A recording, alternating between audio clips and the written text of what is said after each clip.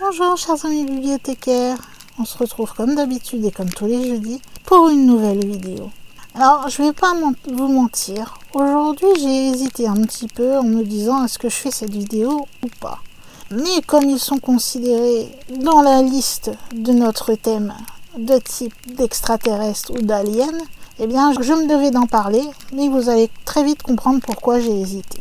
Mais avant tout, comme d'habitude, je vous invite à vous installer bien confortablement, que ce soit dans votre lit sous la couette ou bien dans votre canapé avec votre plaid ou sur votre pouf si vous préférez, mais bien couvert puisque les températures sont de plus en plus froides, il faut dire ce qui est.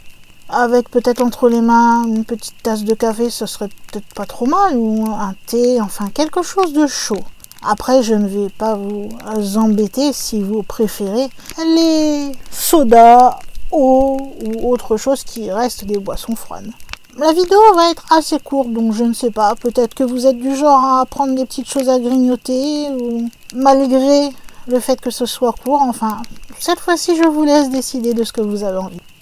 Comme vous l'avez vu sans doute au titre de cette vidéo, je vais évoquer avec vous aujourd'hui les êtres d'Orion. Ils n'ont pas un nom spécifique comme les Syriens ou les petits gris ou autres, on les appelle tout simplement les êtres d'Orion. Alors tout d'abord je vais vous expliquer ce qu'est la constellation d'Orion, comme j'ai l'habitude de faire dans toutes mes vidéos, pour vous mettre un petit peu dans le bain ou vous montrer où cela se situe. Alors, la constellation d'Orion, sachez que c'est un ensemble de systèmes et de fédérations, apparemment. De toutes les constellations qu'on peut avoir dans le ciel, Orion, c'est la plus universelle. C'est-à-dire qu'on peut la voir aussi bien dans l'hémisphère nord lorsqu'on est en hiver, que dans l'hémisphère sud lorsqu'on est en été. Orion, on l'appelle constellation puisque c'est en fait un rassemblement d'étoiles. Et vous avez sans doute entendu parler, je suppose, qui pour moi est une partie de la constellation d'Orion que j'aime le plus, c'est la ceinture d'Orion. Si vous regardez dans le ciel, il peut vous arriver de voir 3 étoiles qui en quelque part sont quasiment alignées et assez rapprochées. Et bien ça, c'est la ceinture d'Orion. J'adore m'amuser à la chercher parce que c'est vraiment une des parties que je préfère. Sachez d'ailleurs que dès l'Antiquité, cette constellation d'Orion a fait beaucoup parler et qu'on a essayé d'en savoir un peu plus la concernant. Dans sa taille, en plus de la ceinture d'Orion, la constellation forme un parallélogramme qui est assez allongé et il y a les astres les plus brillants du ciel qui s'y trouvent. Vous pouvez notamment y trouver des supergéantes comme Bételgeuse ou Rigel. La première, donc Bételgeuse, vous pouvez la trouver au niveau de l'épaule du guerrier que forme la constellation d'Orion. Et Rigel, donc la seconde, elle est située à l'exact opposé, c'est-à-dire au pied du guerrier. Généralement, elle est assez facilement repérable dans le ciel. Tout simplement, comme je vous l'ai dit, la première chose pour moi que vous devez essayer de repérer et qui est le plus simple à repérer, c'est la ceinture d'Orion.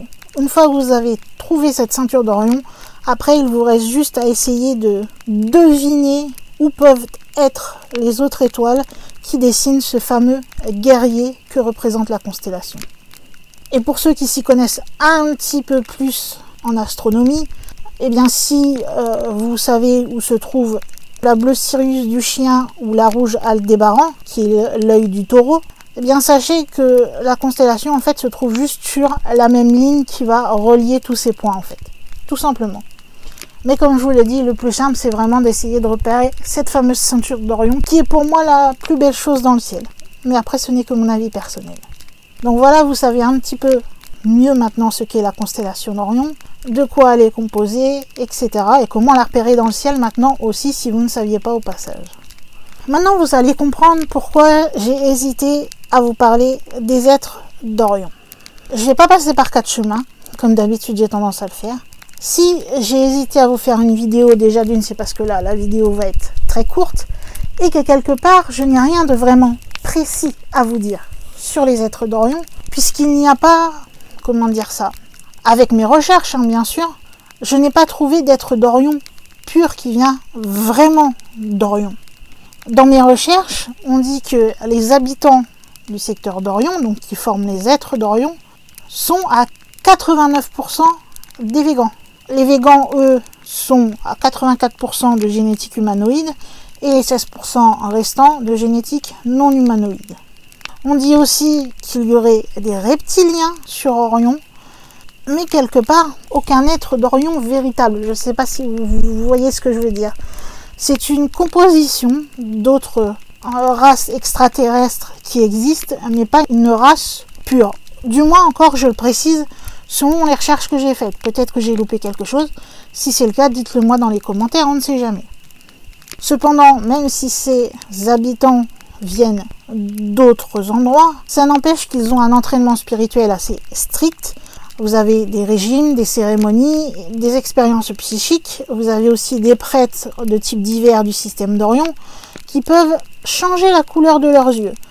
Ils peuvent amener cela à devenir jusqu'à un bleu assez vif, sachant que cette couleur n'est pas naturelle du tout à la naissance. Ils peuvent seulement la voir lorsqu'ils ont fait un certain chemin spirituel. Comme je vous disais, il y a 89% de végans et les 11% d'habitants qui vivent sur Orion sont souvent notés comme de variété lyrienne.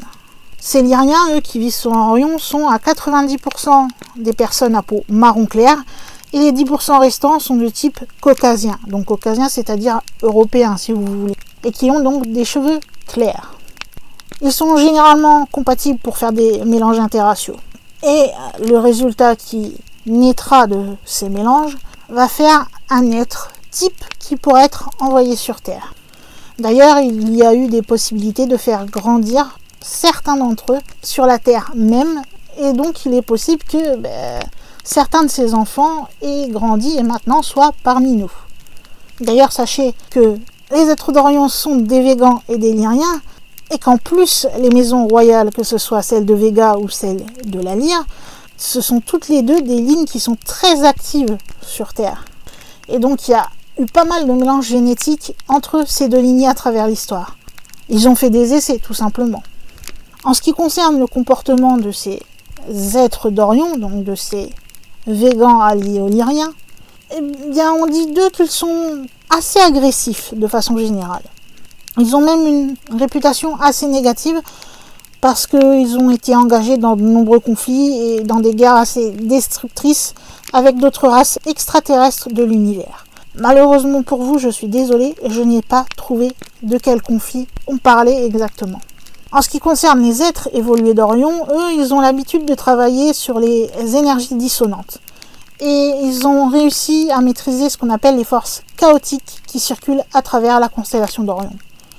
Ils s'adaptent facilement à l'environnement 3D et ils peuvent rétablir l'harmonie dans des zones qui sont assez conflictuelles et à l'intérieur desquelles les terriens vont prendre l'habitude de s'affronter ou de se déchirer. Pour le moment, ils ont fait le choix de ne pas intervenir, ces fameux êtres évolués, donc ceux qui sont des mélanges dont certains ont été envoyés sur Terre, je reprécise si vous n'aviez pas compris. Ils n'interviennent pas tout simplement parce qu'ils respectent encore ce que nous avons encore aujourd'hui, c'est-à-dire notre libre arbitre. C'est ce dont on a envie de faire ou ne pas faire. On ne l'a pas sur tous les points, je suis d'accord, mais on l'a encore un minimum.